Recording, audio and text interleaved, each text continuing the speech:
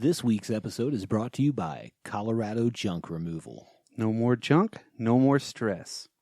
Got some junk laying around the house? You know, that refrigerator that hasn't worked in 2 years. Yeah, the washer that you said you were going to fix, but you never have. Absolutely. That couch that's got a big hole in it that you're not probably ever going to give to anybody. Fence posts that you're never going to fix either. I see a trend here. Yeah. Then you need to call Colorado Junk Removal. What's that number, Dan?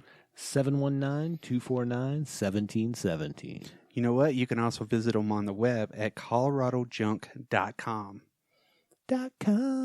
Or you can send them an email at coloradojunk or cojunkremoval@gmail.com. Absolutely. What was that email address again? cojunkremoval@gmail.com. That's right. Or give them a call, like we said, 719-249-1717.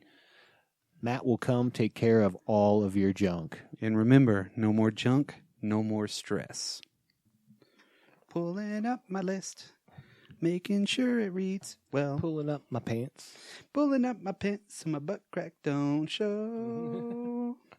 It's a very hard thing to do. When my butt crack shows, it's not very good.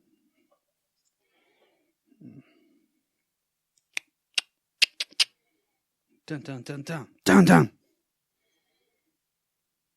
Dun, dun, dun, dun, dun. Mama talking to me, trying to tell me how to live. I don't even get because my head is like a sieve. All right, I think we're good. 10 seconds for our mighty Harambe.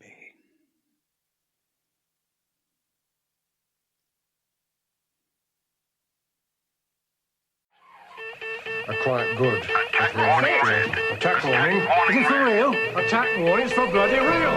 Live from Colorado Springs, the Drop Culture Podcast. I want to confirm, is this an exercise? Roger, copy. This is not an exercise. Come on, quick, get down. 1, 2, 3.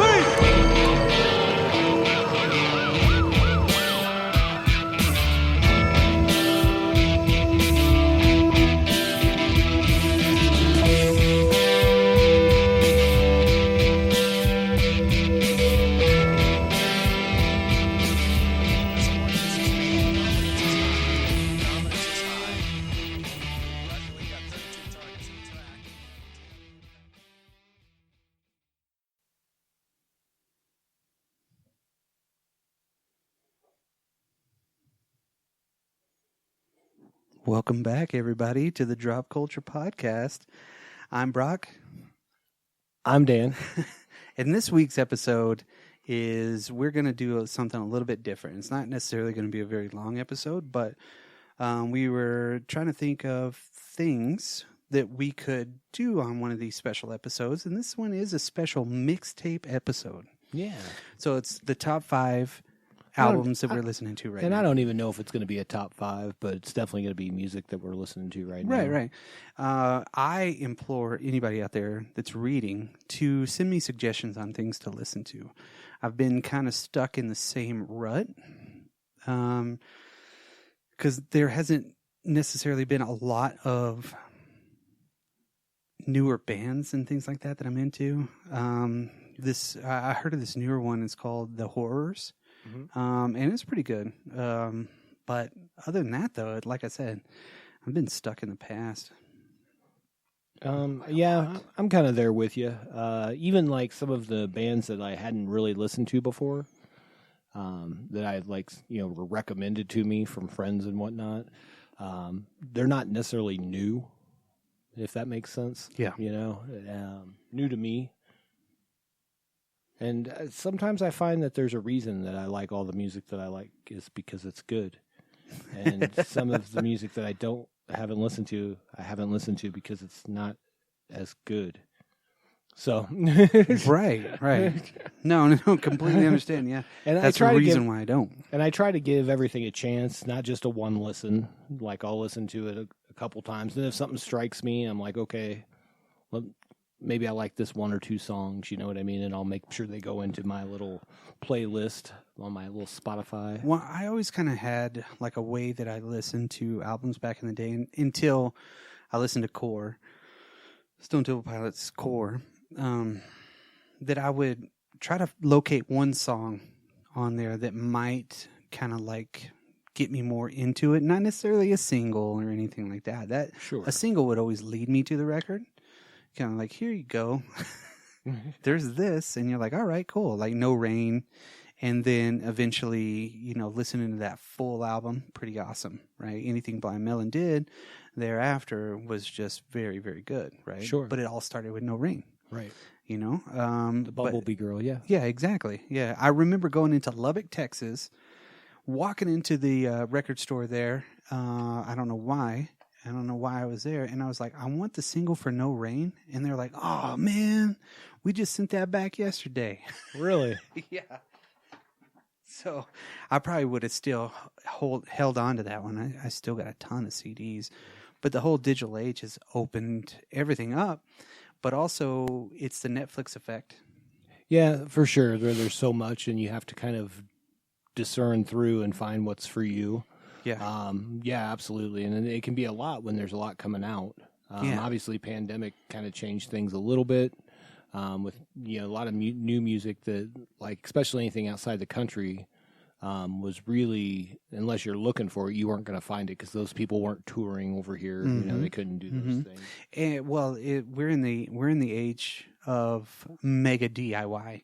Like, I mean, Justice Beaver or whatnot, whatever his name is, he made a lot of his stuff by selling his record out of a trunk or something like that, you know. So well, he was like our first real YouTube star, I think. yeah, right? yeah. There's a lot of differences with that stuff, but at the same time, having the live online concerts to kind of keep you there.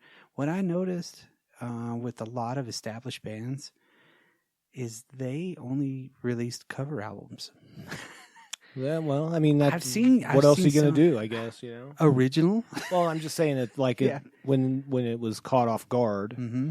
maybe you already had something out and you were working on the tour for that, or you were Yeah, and you're like, working up to something else, you know, and you don't want to release that new album that you've got because you can't tour with it, and that's where you make a lot of your money, you know? Yeah, well, and that's a slow pace that they were going through, because usually with a musician that's like hot or whatnot, that's like putting out a lot of hits, they just run with everything and they go until they're burned out. Yeah, we actually had this. I had this discussion with my daughter yesterday, and we were talking about a specific album, and she's like, "Well, yeah, that was his last album, but he's had like 5 singles out since then, because that's you don't Right. have to release an album now, EPs, You know? different things like that. Yeah, Like, you could digitally, Spotify and those things. yeah, You know what I mean? Yeah, look at like say the Arctic Monkeys. They did nothing but EPs for a long time, from Right. what I understand. Yeah.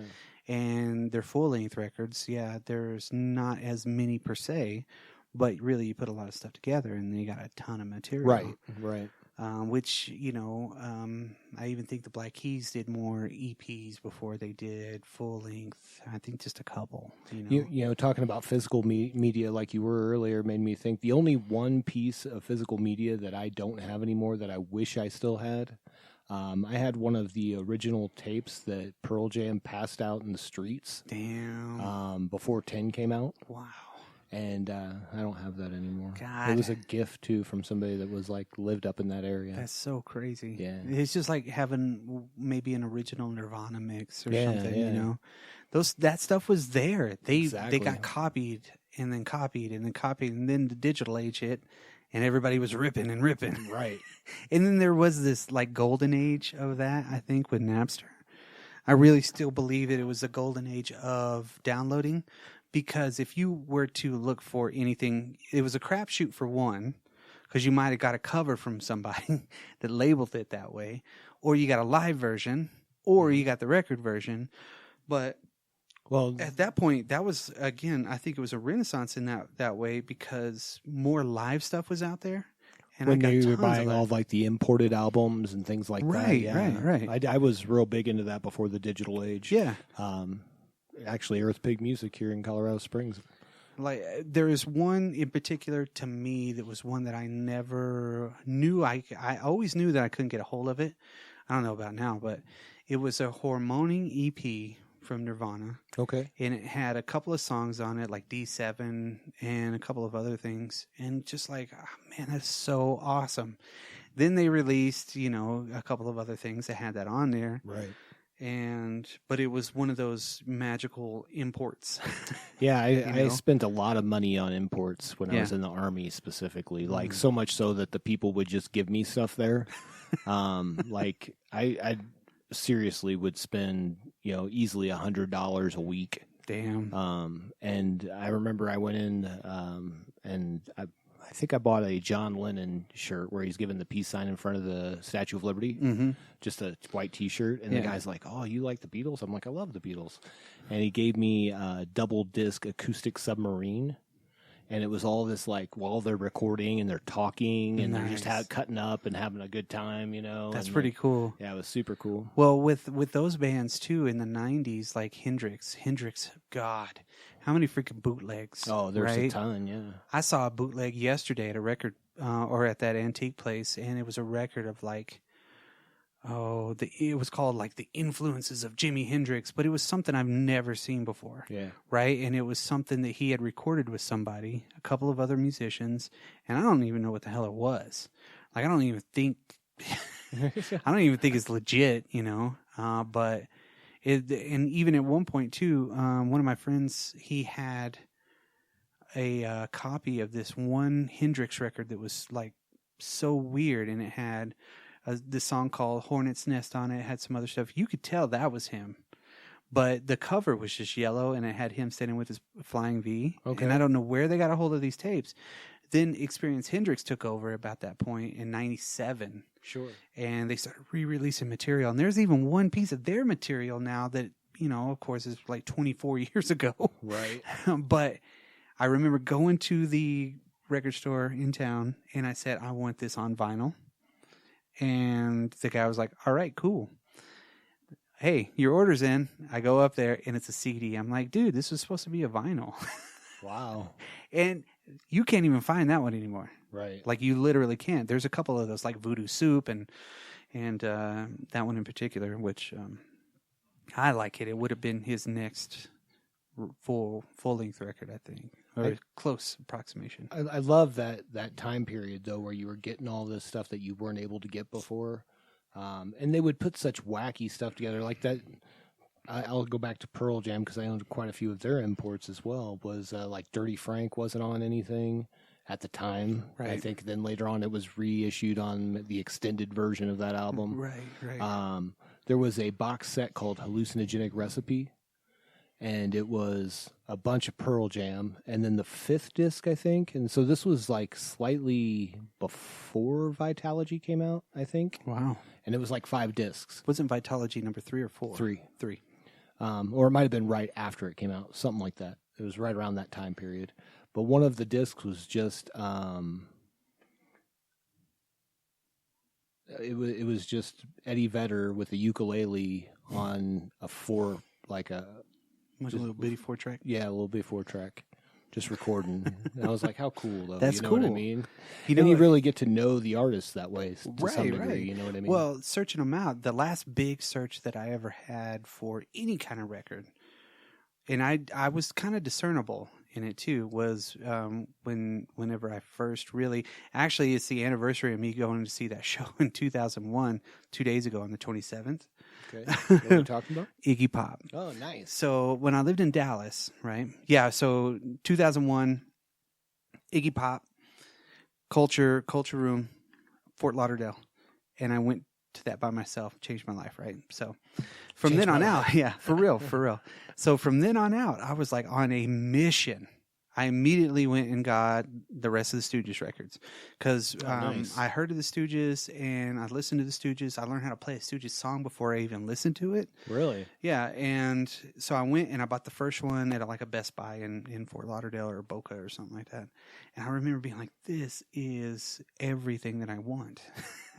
And then I went ahead and I bought the other two and was like, oh my God, this is like the greatest shit ever, right? Then I started getting into his regular work, right? Of course, Lust for Life and all of that. That's another thing that changed my life, you know. That whole time period was a very, very big period. But when we moved to Dallas, I was so into those two records, Lust for Life and The Idiot. I was so into those. I was like 22, you know, it was just, that's where that music was speaking directly to me in a weird way. Sure. You know, it was a very good turning of age or coming of age. I don't know. It was weird, right? So I went on this mega quest to find every one of his studio albums. Okay. I saw him touring on his very first, like, independently, it's called Beat 'Em Up. That was the tour he went on. So it was all his own stuff, but he wasn't really part of the big time studios anymore. Right. Because everything started failing him. Instinct and, you know, blah, blah, blah, different things like that, right? There was a lot of records that were kind of like that, but I went and I looked for every single one of them. So they were starting to reissue stuff like Zombie Birdhouse and New Values, weird shit, right? And I was like, oh my God. And those were some of the times when I had to work like 24 hours or something, right? Doing some print jobs. And I would start at the Stooges and I would go through each record until, you know, I was almost done with them. I think I only did it like twice. Right. But I would get up to like the Stooges and be like, I'm going to listen to that one again, you know? But that was the last time I went to look for weird stuff. And I found stuff like King Biscuit Flower Hour, you know, and these were kind of official releases. Not like one of my very favorite bootleg kind of a deals was a Hendrix tape. It was Jimi Hendrix's last concert. Okay. And it was magnificent. There was a version of Room Full of Mirrors on that freaking blows my mind. I want to listen to it again, but I got to find it, you know? Right, sure. Because it was magnificent. And it was his last show. I feel like somebody's collated all that by now, though. Hopefully. You know? There's Well, enough Jimi Hendrix fans in the world. Now the Experience Hendrix got a hold of it. Now they hold everything kind of close to the chest. Gotcha. And they release like South Saturn Delta and these weird things. Right. You know, they try to make it all like trippy and stuff. No. But yeah, that was one of the last times that I really went looking for records, you know, finding CDs and listening to the whole thing sitting there. And now it's like, oh, well, there's an essentials list. Or what album should I listen to? And I download that album and I'm like, it's just not the same anymore. You know, I'm not feeling it like that. So that's why, again, I'm listening to a lot of older records over and over again. Because just, you had, I think, the passion in those a little bit different. Because you didn't just go into a studio and do whatever you wanted to, whenever you wanted to. You had a job to do. Yeah, and the studio time was expensive. Yeah. Oh my gosh. Yeah, well, I mean, they built Hendrix's own studio, so he didn't have to pay for it. Exactly. But and that's when, like, we've talked about that in the past. That was his Yeah. vision, was Yeah. to have that kind of an encampment. And then you have like the Rolling Stones mobile truck Right. that they used, and they used that on countless records. Sure. You know, Led Zeppelin 4, right? I think at Headley Grange they had that. Yeah, I think you're right. So many different things, right? So, you know, different periods in my life, I guess it's time for the reminiscing part. finding good old stuff. Well, and again, you know, I'm always open to new stuff. Yeah. And I'm not going to name this band while we're going forward, but I had somebody, friend reach out to me. He's like, man, you should really try this Holding Absence. They're kind of I don't remember how he's like, they're a rock band from UK. They were about to break before the pandemic hit. Right. I'm like, okay, I'll check them out. It's you can definitely tell the guy's influence was like My Chemical Romance. Oh, okay. Like so much so that he's got a tattoo of My Chemical Romance. Yeah, you know, and I'm like, okay, that's not for me. That's okay though. That's okay. And it really sounded like one of those English boy bands trying to do some sort of a harder music, and I'm not saying that I'm not saying that for anybody who likes that band, but it's just, at least what I heard was like, it was not great to me. You know what I mean? It just wasn't for me. It was a little more emo, like I did read up on the guy before I even seemed like a cool guy before I started listening to the music. And like I said, the music just wasn't for me. But he was like a big Robert Smith fan. Grew up in like Cardiff, you know what I mean? Like, Right. It was in his blood. right. And so, yeah, I passed on that. But you know, just trying to find new stuff out there, and it's hard to like find something that I identify with, that I care about. Yeah, because nobody that I really am still friends with from back in the day or anything like that, except for one person, literally has suggested anything to me. Not like, hey, you need to listen to this. And whenever I do it to somebody that I know, they're like, oh, yeah, I don't listen to music anymore. God damn it.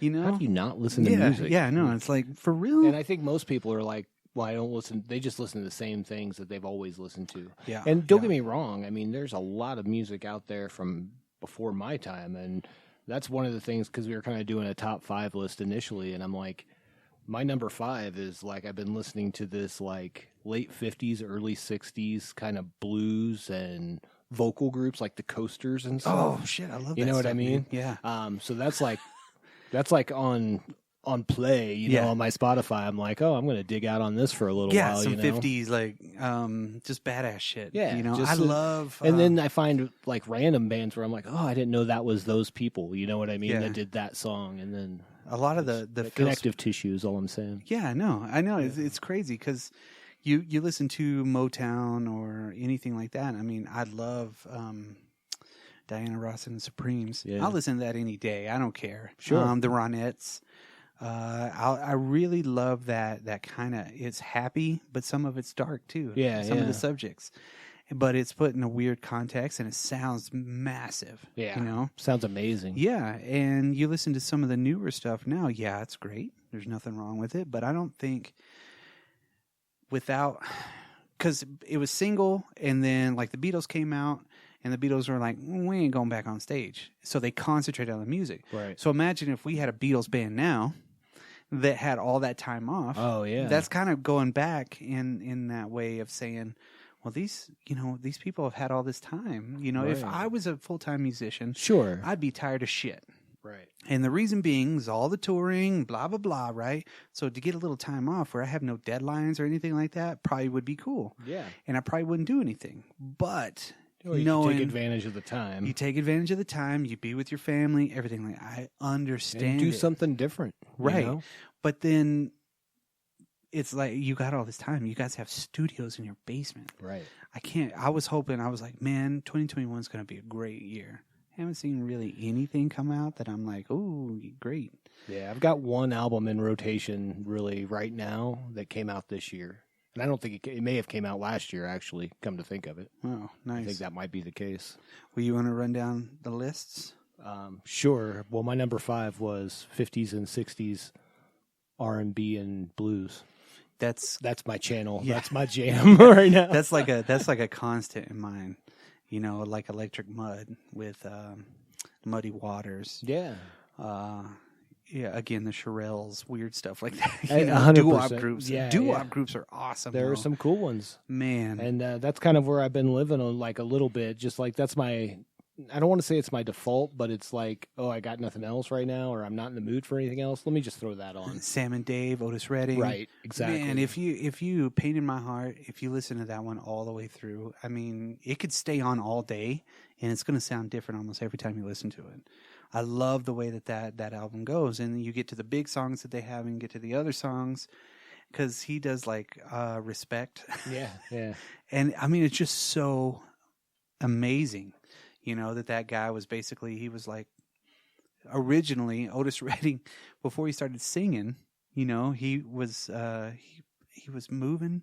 He was like the equipment mover. He was the roadie. Right. He was the roadie. Yeah, and he went into the studio, and they're like, hey, just give our dude a shot real quick, right? And he's saying a song, and everybody was like, holy shit. Like, and like Cropper's like, hairs were standing up all over my body. Duck Dunn's like, oh my God, right? And they recorded one of his songs right then and there, one take. And it was just like, oh my God.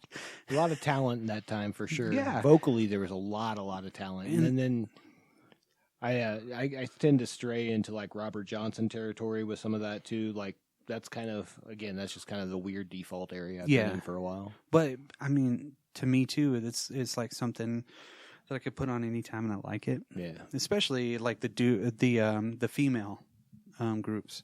I don't know why. It's just it sounds cool. Yeah. You know, it's that Phil Spector sound too. Yeah, you know, yeah. like the Ronettes. If you listen to them, most of the time the songs are kind of redundant, but there's some really good stuff with them. You Right know, on. What's your number 5, sir? Caius, Ah. Sky Valley. Nice. I can't put it down. I really can't stop it. If I have to do something on my computer, and I always like to put music on, it's usually this. Okay. I'm like, bim. If I want a certain vibe when I'm doing something, and I'll listen to this all the way through, just the grooves and I'll even stop and do some air drumming. You know what I mean? I'm like, yeah. But it's I mean, I totally don't do that when I'm driving, but I do. Okay. yeah, but it's a bitchin' record. So. Absolutely. Caius, Sky Valley. That's or funny. Welcome that to you Sky say that. Valley. So, like, in my small record collection, because most of mine are just like random songs that I put together. You know what I mean? Like our mixtapes. Yes. But like it's 250 songs. Yeah. You know. And then, but Caius, Blues for the Red Sun, is one of the albums that's downloaded on. Like that's another one of my. Oh, it's time for Caius. You know. Yeah. So I could totally vibe with that for sure. It's just got it's got a driving quality to it. Like it's a jamming quality, driving. It's heavy. I don't know. It ticks all the boxes for me. It's a box ticker. What's your number 4? So I'm a couple newer albums that came out. One that was recommended for me was Gojira. They're a Okay. French metal band. They're not new. They're new to me, Right. if that makes sense, because this is like their 7th album or something. And the album's called Fortitude. It came out this year, and I like the last half of this album. The titular song Fortitude, I assume, is named that because it takes a lot of fortitude to get through the beginning of that song, and by the time that song's over, you're like, thank fucking God. Or at least for me. I'm like, this song is, You're like, God dang. is this still happening? Because like I felt like there should have been a transition a long time ago. But so I'm not bagging on somebody else's music, but like there is a couple songs on there that I do like. Into the Storm, which is, I mean, this is like the back half, the B-sides, you know. But that's what I really dug, was like probably like the last 4 songs on the album, you know. Yeah. Where I was like, okay, this is driving a little bit. This is good. Right. I don't know that I would recommend it. It's for some people, obviously, because you've heard of them, you know, like you said. Yeah. But I was just trying to find something new, like over the last month or so, Yeah. Just kind of digging in. and that'll kind of lead into my number 3. But we'll get there in a minute on why I was trying to find something new. Oh, okay. Well, my number 4 is I don't know if they're a band or if it's one person. I have no fucking context for this, but it's they're called Glass Candy, Okay. and it's just a female singer, and it's kind of like a synth, not necessarily pop music. It's kind of dark.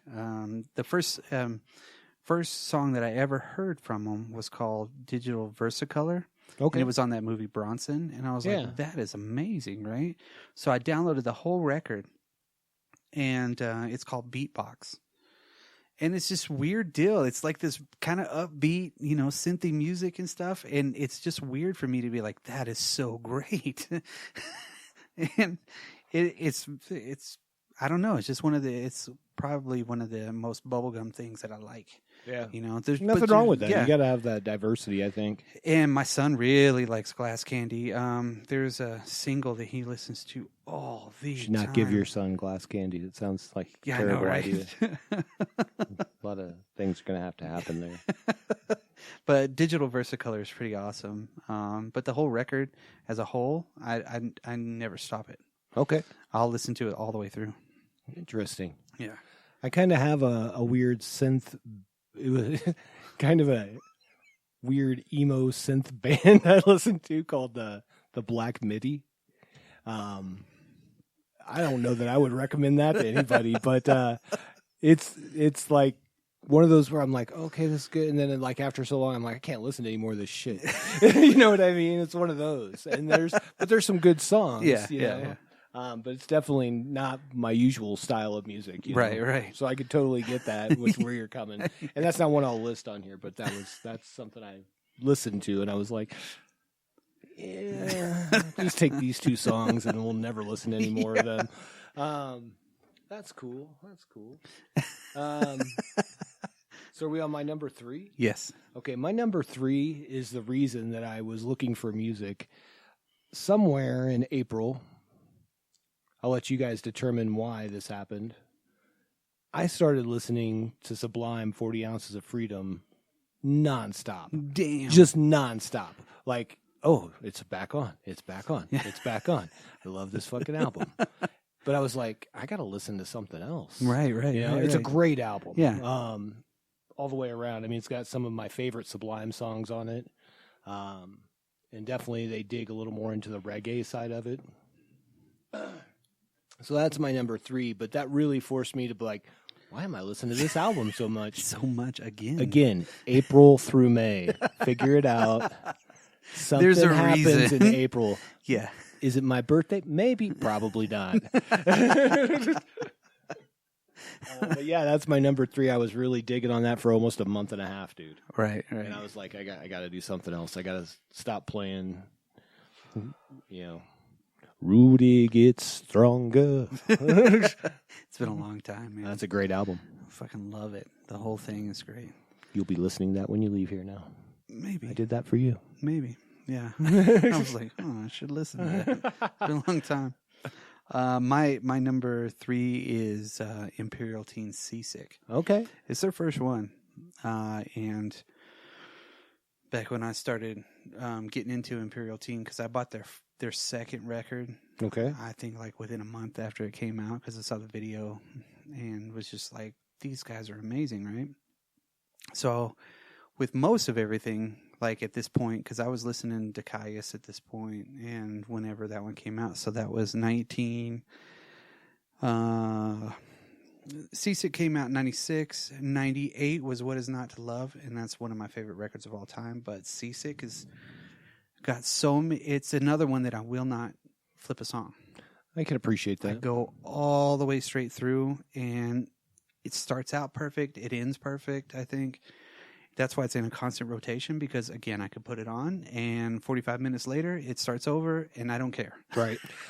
Seasick is the Gish of the Imperial Teen. Yep. Yeah. Yeah. When you listen to Smashing Pumpkins, you're like, damn, Well, Gish is awesome. And everybody's like, oh, Melancholy, Siamese Dream. And then you're like, let me show you this. Here's Gish, and here's Piscus Iscariot. Yes. and See Me in a Couple of Years. Because those two records were tits. Yeah. Well, all those albums were good, but yes. Yeah. But Gish being the first one, very similar to, the Imperial Teen album. I had to order this one. Seasick. I think I ordered. Yeah, I had to order this one. Wow. And Did you order it directly from them? No, we was at a record store. Went in and was like, "Hey, do you that's got okay this?" then. Yeah, you have I this. support And they're that. like, no, well, see if you can find it. And I had to look through some catalog. I was like, "That's it." So you didn't give Jeff Bezos any money for it? Not that one. Doesn't matter, really, because in the end, here's just a little sidebar. If you didn't know, most of Amazon's money is actually made running servers for the United States government. Sweet, Most of it. nice. Most of their money. Everything that we do with them is a drop in the bucket. So, sidebar. Back to music. Back to music. So, Imperial Teen, Seasick. I like it. My number 2 is the Suicide Machines. They're a punk band out of Detroit, Michigan. And this album came out last year, I believe, but I didn't get a hold of it until this year. I didn't even know it was out. And I think it was like their first album in like 15 years. Jason Navarro. And it is it's not a long album, but it's very succinct, and there's even a little bit of ska in a couple of the songs. But I don't know, something about summertime and punk music. Yeah, it goes together. It that's when it comes back around for me. I Right. guess. You know what I mean? I'm like, Yeah. okay, Yeah. okay, It's it's like, all right. sunshine and like beach and That's where Sublime comes in. Too. yeah, probably. Yeah. But yeah, so I've been listening to a lot of them, and I really like the album. It's good overall.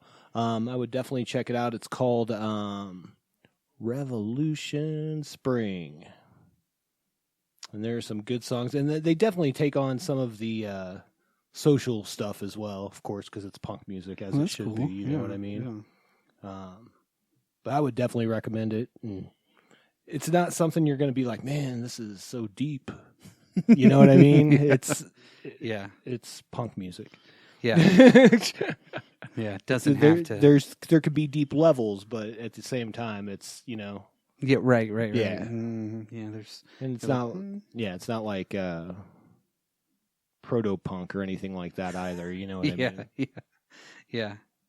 But yeah, I would check them out. That was a pretty good album overall, and very clean and succinct, and I liked it. Nice.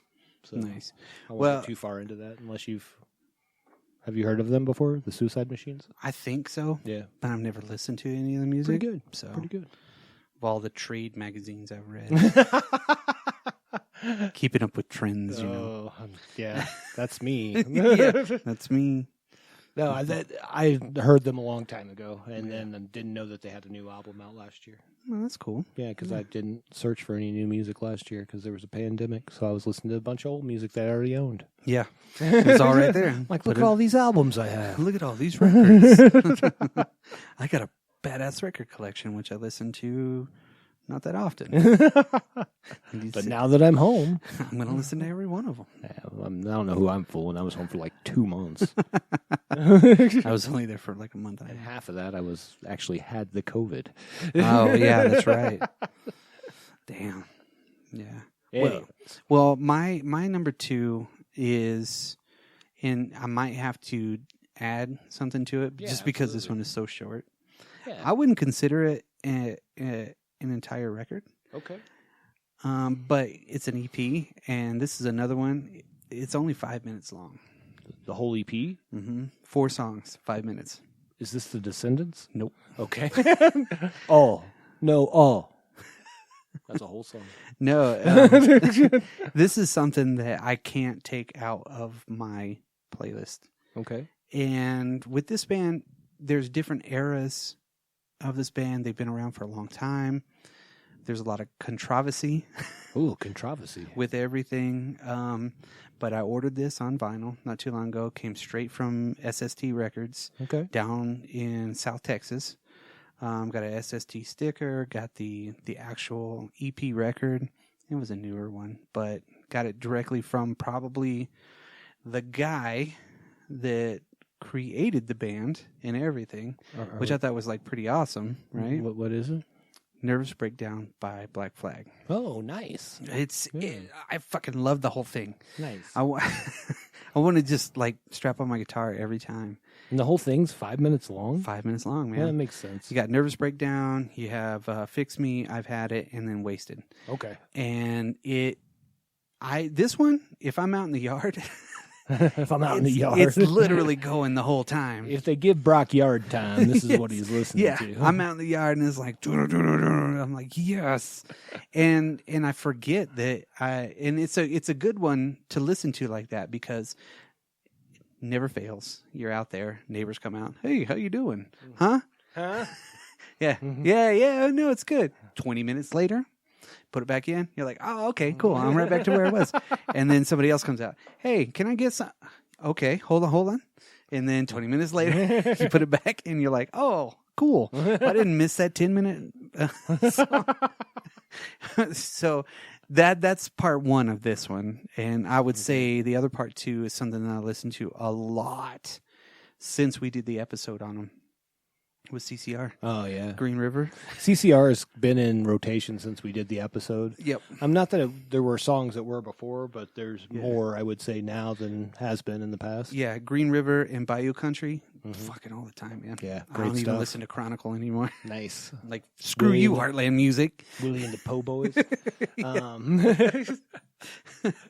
But if there's certain albums that you put on, no matter what you do, they're great and they fit the situation. Agreed. you know, and it used to be Eagles of Death Metal every time I was, you know, doing my yard work. Ah. Because you'd see me out there using the rake as a air guitar. As one does. Yes. So what do you have for number uno? So for number uno, this is definitely nothing new, but I really dove back into this album probably in the last 3 or 4 weeks, and that is Audio Slave. Oh, The okay, first okay, one. okay. Yeah. Yeah, I never really got into it, but I was never big into it when it came out, and Yeah. I think that's why I dove back into it. It's a really good album. Like, Yeah. It's a tight album all the way yeah, through. Yeah. They're, you know, the band that Cornell had behind him, Jesus. That means Rage Against the Machine. I was going to say Yeah. Rage Against the It's Machine. Rage. Yeah. But yet they're not really raging too much. No. They're It's actually more mellow. Yeah. Yeah. And Cornell's voice is fantastic. Yeah, I no mean- matter what. Pretty much you put Cornell in front of like a ukulele and you're fine, you know, Yeah. or an accordion. Who Yeah. cares? Yeah. God rest his soul. Yeah.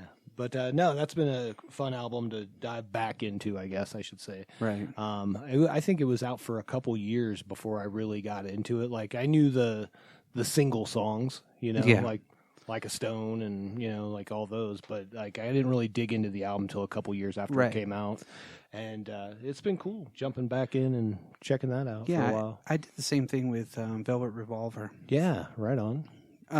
Not particularly that great, but pretty rocking, you know? Well, I think what led me to this was like there was probably a good half a year I was really diving back into the Rage stuff and the Soundgarden stuff. Mm-hmm. And so it was like, you know, two great tastes that taste great together. It's Yes. like peanut butter and chocolate, son. So yeah. It makes sense, Yeah. you know? Put 2 and 2. But that's a pretty good But one. I will say this is probably the one time where the sums of the parts are not greater than either of the two originals, though. Yep. The Soundgarden I love on its own. Mm-hmm. Rage Against the Machine I love on its own more than I love this. Yeah. If that makes sense. Yeah. Like Yeah. them Crooked Vultures. Yeah, exactly. You Exactly. know, Led Zeppelin, Queens of the Stone Age, Foo Fighters. I mean, at I've 11. only seen 2 of those bands in concert. Yeah, I know. Bastard. I just got lucky. 90s, everybody got back together. Yeah. So I saw Black Sabbath twice. Ugh. Damn. Yeah, I still wish I would have seen them. But, you know, hey, Hey, the mythos is better. You've seen Morrissey 7 times, and I haven't seen him ever. So Yeah, I'm the only one. I mean, not that I'm trying. I know, right? I'm not hating on you for your Morrissey love. I'm just No, saying no. it's not something I'm like actively seeking out. It's a great concert. Yeah, I mean, I would go to that and then the Salt and Pepper concert right after that. Oh, shit.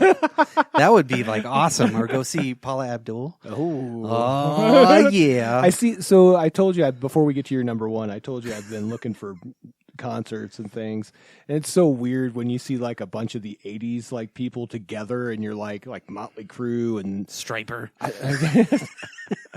don't remember who it was. It was like Motley Crue and Def, like all these bands, you know, like Yeah. that were iconic at their time, and they're like touring together because they're like 70 or 60 or whatever they are now. Vince Neil Yeah. couldn't get it up if he needed to, you know. They're touring I Sam's shouldn't Club say that. warehouses. I'm sure they're great, whatever. Yeah. But yeah, so it just freaks me out. Yeah. Dude. I'm like, what? What a random mix of bands. Weird. Yeah. Yeah. No, okay. So my So now we're on to Brock's number one. number one is Like Clockwork. Okay. Yeah, we've been talking. You've been talking about that for a minute. You've been. I can't stop it. It's like a because drug. it's like clockwork. It is. Yeah. You know, I could put it on at any time, listen to the whole freaking thing from forward to back too. And I've said that probably 20 times throughout this show. But I can. I Yeah. think it literally is one of the greatest albums of all time. Nice. I'm literally, I don't know if it's ever going to. There's 2 on my list of top 10 greatest of all time, right? Mm-hmm. I have a full 10, but they evolve and they change. But there's Sure. only 2 that have always been on it. Blood Sugar Sex Magic Okay. Okay. That's going to be in there. That's a good album. It's always going to be in there. If it goes from 4 to 10, I don't care. But Right. it's there because the freaking thing is great, right? And like clockwork. Okay.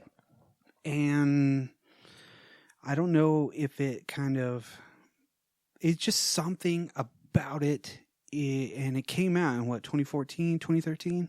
Yeah. I'm pretty sure it's 2013. That sounds right. So it's been out for 8 years, right?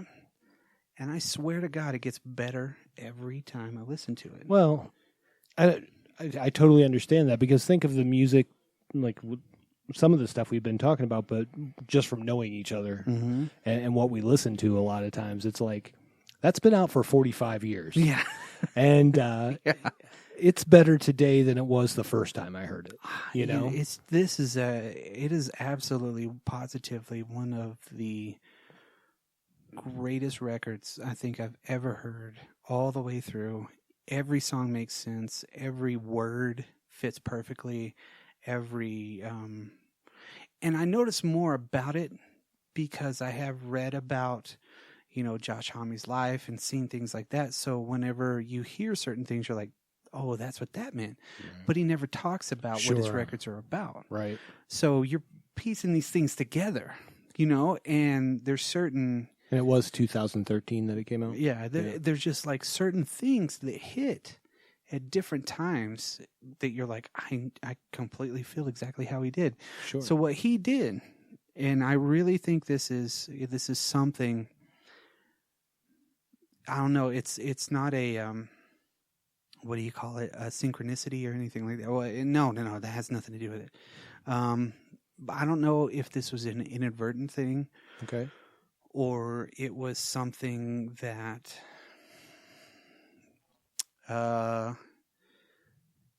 was influenced by, but me and Iggy Pop's Lust for Life was a, I'm not going to say that, but it was a very personal record to me. Sure. It meant everything to me. The words, the lyrics, everything about that was what was in my heart. It's weird, right? It's kind of crazy.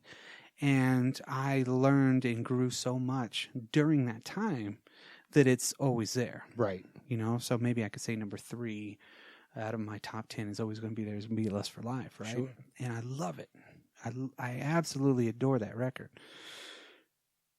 Josh Homme. I remember, after Caius was done, he was doing some articles, and that's how I got into Iggy Pop, was Queens of the Stone Age. Okay. Which is kind of weird because I read this little bitty small Guitar World article with him in it, and he was talking about how, Iggy Pop and the Stooges and this and that, and I was like, what? I can see that totally being Josh Homme's influences. And it was totally like right there. And throughout the years, until he did the collaboration with Iggy, he'd always talked and said, how much The Idiot and Lust for Life hit him whenever he was like 20-something years old. Sure. And it created this, I don't know, this thing in my mind. I was like, man, I was there at this. I was doing the same thing. Right. I felt the same way that he feels, Yeah. I mean, to have a conversation and be like, I know where you're coming from on that. Then he makes the Iggy Pop record, right? Right. After he does this one. But come to my realization, this is his Lust for Life. Right. You know what I mean? That makes complete sense. And it's not necessarily the band, because look at the career. The first Queen's record is all him, Right. right? The second Queen's record is him and Nick Oliveri. The third one, you bring in Dave Grohl, Yep. right? The fourth one, all over the place. It's awesome. You got so many different players on it. And then this one, it's just this weird, this is the sixth one. Right. Because the fifth one was the other one. But you put, two of those records together, you got the same one.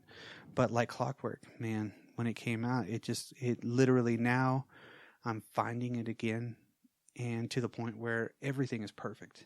Nice. Just like Lust for Life was. Yeah. So That's awesome. Man. yeah, and it's just one of those things that, again, I feel the same way, I guess, that he did. whenever he was making that. Right. I don't know. It's a weird feeling, just like Iggy Pop, But no, that's 100%. I understand though. Like, there's very, very much albums that are very personal to me. Right. And that, like, especially because of, as you mentioned, the way you're experiencing your life at the time that you hear it gives you an even deeper connection. Right. Yeah. Yeah. Sure. It's just, I don't know. It's just some of the things that are in there. I don't know if I'm interpreting the words right, but I've seriously stayed away from listening to the lyrics, just so I could like pick it out and pick out cues of music, different things like that. But it's one of those records that's never probably going to stop for the next like 5 years. Well, you picked a good one. If you're gonna have something on for 5 years, but as you and I have spoken before, I think Hami is awesome, and I think like the Desert Session stuff is probably the most punk rock thing that's out there in the world right now. Yeah. Just the fact that he gets so many different kinds of people involved, and he does that with everything. Yeah, and just doesn't. It's not like they set out to make this specific song, or they just do what they're going to do, and whatever comes out of it's awesome, And he just creates. And it's not every song's awesome, especially on the Desert Session stuff. There's some where you're like, well, that's a little crazy. There's some different stuff. But that last one, I mean, that's definitely in heavy rotation for me, and it has been since a couple years ago, I guess. Now at this point, Yeah, it's been a while since that one came out, huh? Yeah, I think it's 2 or 3 years, anyways. 4 years, maybe. I don't know. Yeah. I'd have to look. I still want the originals of all of them. Would love to. Be an expensive hobby right there. Shit. I looked at going back and getting some of the ones, and I was like, I'm not really willing to invest that much for a vinyl album that I can only listen to at my house. Yeah. Can't put it in the car. It ain't the fucking Green Hornet. But the nice thing is with the streaming services, you can listen to them all pretty much. Yeah. If you've got the right ones, I guess. Yeah. If you got good Google Foo. Yeah. But that's I've got some couple honorable mentions, anyways. Cool. And this has just been the last few days. Really, really started digging back into Facelift. Okay. I love that album and I always have. But just a great album. If you haven't heard Alice in Chains Facelift, listen to it. It's fucking great. No, so good. Again, I think Staley's another one of those people. Just put him in front of whatever, it's going to be awesome. Right. And not that, again, those bands had great other parts of them. I don't want to take anything away from that. I'm just saying that specific, Mm-hmm. Yeah. Exactly, yeah. And then Cantrell. You can't go wrong. Come on. Yeah. What else you been listening to? Anything cool? Anything else? Besides the Rolling Stones, that's it. I got some Stones that filter in. I'm a weirdo when it comes to the Stones because I know like the songs that I like are not the ones that everybody else likes, and that's okay with me. Well, that record, that record, Some Girls is in my rotation because it's a quick. I don't know. Everything sounds very frantic in that record. Yeah. I don't know what it is. Like and that song Shattered, and a couple of other ones, but all the way through, it's pretty good. And then Beggar's Banquet. There's a. I don't really think there's a lot of early Stone stuff that I listen to that much as far as full records. Yeah, no, for me it's more about what's like scattered within my lists, like, like Mother's Little Helper's in there. Love that song. Any like Hot Rocks, great. Yeah. Pretty bitchin'. That greatest hits record for them that came out in 84 or something.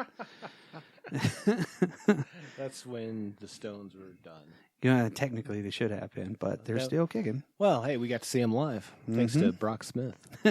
Shout out to Brock Smith. Oh, that's you. No, thanks to my wife, Mrs. Smith. Thanks to Mrs. Smith, Mr. and Mrs. Smith, Mr. and Mrs. Smith. But yeah, I mean that's kind of what I've been digging into recently. Like I said, that's just been the last few days. I was like, again, I drive a lot, so I do try to balance with podcast and music. Right. Like if I feel like I'm going too far down the podcast, I'm like, I need to break all this up with some music and just live for a little while. I don't drive anymore, right? So, well, a lot of the podcasts I listen to are pretty heavy lifting. Yeah, like pretty deep Makes sense, yeah. Because I do this for fun. Yeah. You know, we have a good time doing Yeah, this yeah, podcast, yeah. and hopefully that's what everybody else gets out of it as well. But some of the ones that I listen to on my own, like sometimes it's like really heavy material, you know, and a lot to get through. But I'm on a 2.5 hour drive, Yeah, well, yeah. so I'm like, yeah. okay, let me suss out what's going on with this in the world or whatever, Right. you know. Yeah, yeah. Yeah. Just trying to learn. I listen to our friends. I listen to our friends as well, and our friends are cool because they're like us when it comes to the podcast. These silly bastards. Yeah. Listen to our friends like, yeah. Getting into podcast mode. Yeah. I'm like, switch, click. Anything else out there, Brock? No. I mean, just, technically, I'm sure we could sit here for 4 hours and just talk about music, yeah, 100%. but we would probably not have listeners No, we after wouldn't. about the first half hour. Correct. Yeah. So, Yes. So, hey, anybody out there that's listening, please send us your rotation records right now. yeah. Send us the stuff. Send us stories about it. We want to hear what everybody else is thinking. Absolutely. And I we love want to it. hear new stuff too. Yeah, And maybe something, suggestions. and not even necessarily that it's new, but maybe something that we haven't revisited in a long time. Right. Because a lot of times that's what we do all the time. Hey, have you heard this in a while? yeah, Boom. it's drop culture. Yeah.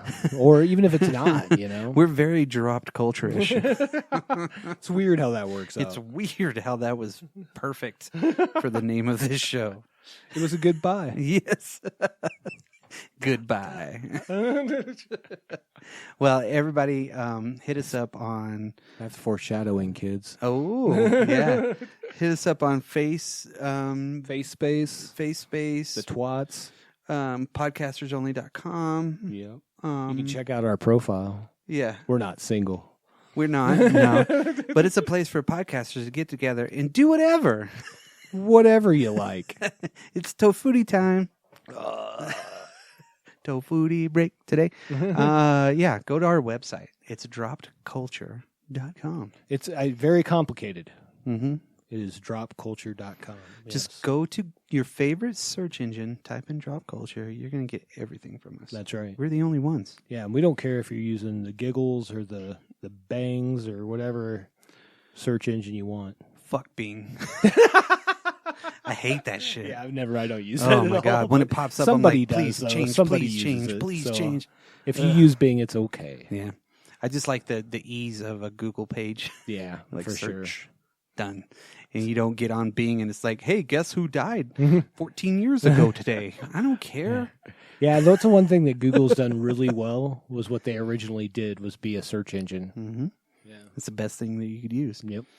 I go to Google University. No, there you go. Yeah, you can pick up a lot of little certifications there. Yes.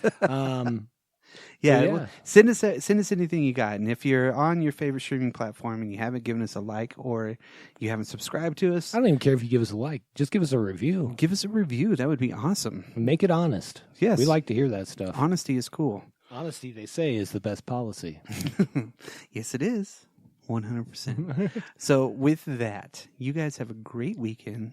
You'll listen to us again on Monday. You might. You may be. Most importantly, just download it. Yeah, just download it. That's all we need.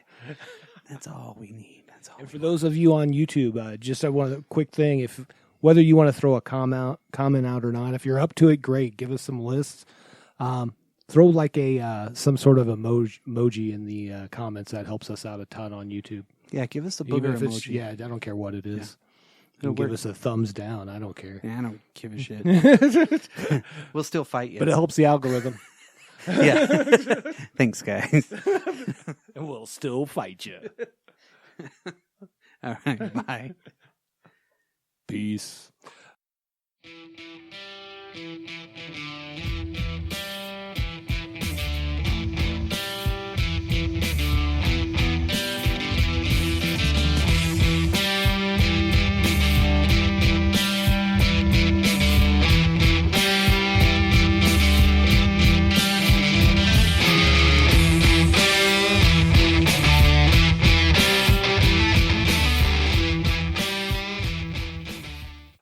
Very combative on this show. Here recently. Yeah, just like the last few episodes. I kept it in threes.